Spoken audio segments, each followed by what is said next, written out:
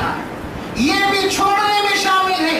तो अल्लाह के रसूल सल्लल्लाहु अलैहि वसल्लम जो क़यामत के दिन अपनी उम्मत की सिफारिश करेंगे, वही रसूल अल्लाह रब्बुल आलमीन के सामने फरमाएंगे, शिकायत करेंगे, या रब्बी इन्ना कौम इत्तखज़ू हाज़ल कुरान महजूरा, कि परवरदिगार मेरी इस कौम ने कुरान को छोड़ रखा था।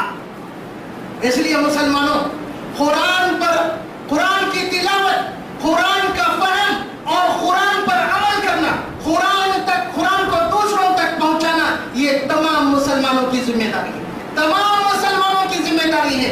और याद रहे, अगर इसमें कोताही हुई तो उसका नुकसान मुसलमानों को ही होने वाला है, उसका नुकसान मुसलमानों को ही होने वाला है। नबी अकरम सल्लल्लाहु अलैहि वसल्लम फरमाते हैं कि मैंने तुम में दो चीजें छोड़ी है, अगर तुम उन्हें मजबूती से थाम लोगे तो कभी हरगिज गुमराह नहीं होंगे, जिनमें से कुरान है। अगर कुरान को छोड़ देंगे तो गुमराही मुकद्दर हो जाएगी और फिर अल्लाह रब्बुल आलमीन उसकी सजा देगा। इन्नल्लाह यरफ़उ बिहाज़ल किताबि अक़वामन व यज़अु बिही आख़रीन, अल्लाह इस किताब के जरिए बहुत सारे लोगों को बुलंदी अता करेगा, और जो इस किताब को छोड़ने वाले होंगे, ऐसे लोगों को अल्लाह तबारक व तआला पस्ती में ढकेल देगा। आज मुसलमानों की जो बुरी हालत है, मुसलमानों का जो बुरा हाल है सारी दुनिया में, उसकी एक बड़ी वजह कि कुरान को उन्होंने रहनुमा नहीं समझा, कुरान को अपनी जिंदगी का दस्तूर नहीं माना और कुरान पर अमल करने के लिए राजी नहीं हुए।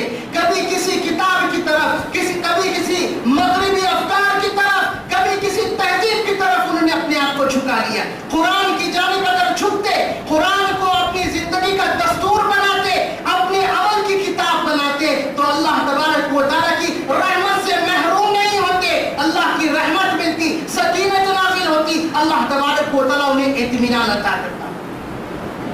और अगर आज मुसलमान अपनी हालत को तब्दील करना चाहते हैं तो यही उन्हें करना पड़ेगा कि अल्लाह की किताब को मजबूती से थाम ले, अल्लाह की किताब को मजबूती से थाम ले, क्योंकि अल्लाह के रसूल सल्लल्लाहु अलैहि वसल्लम फरमाते हैं कि तुम्हारे पास अल्लाह की रस्सी यानी कुरान मजीद है, उसका एक सिरा अल्लाह के पास है और दूसरा सिरा तुम्हारे हाथों में।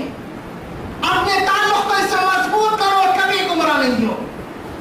इसलिए आज हमें चाहिए कि इसकी कसरत से तिलावत करें, उसको समझने की कोशिश करें, उस पर अमल करें और दूसरों तक पहुंचाने की कोशिश करें।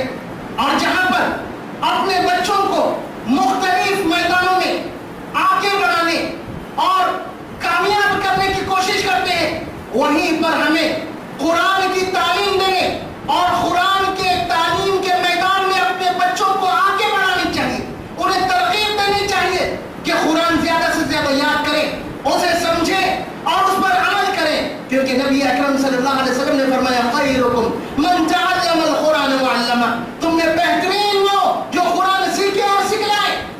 हम खुद सीखें, ये भी हमारे लिए बेहतरीन काम है, हम अपने बच्चों को, अपनी औलाद को सिखाएं, ये भी हमारे लिए खैर वो सवाब का काम है, और मरने के बाद भी अल्लाह तबारक व तआला इसके जरिए से हमें सवाब पहुंचाएगा। इसीलिए हमें चाहिए कि अपनी इस सुस्ती और गफलत को दूर करें और अल्लाह की किताब को समझने और उससे असल कबूल करने और उस पर अमल करने की कोशिश करें, और इस बारे में हम पर जो भी जिम्मेदारी है उसको समझने की कोशिश करें।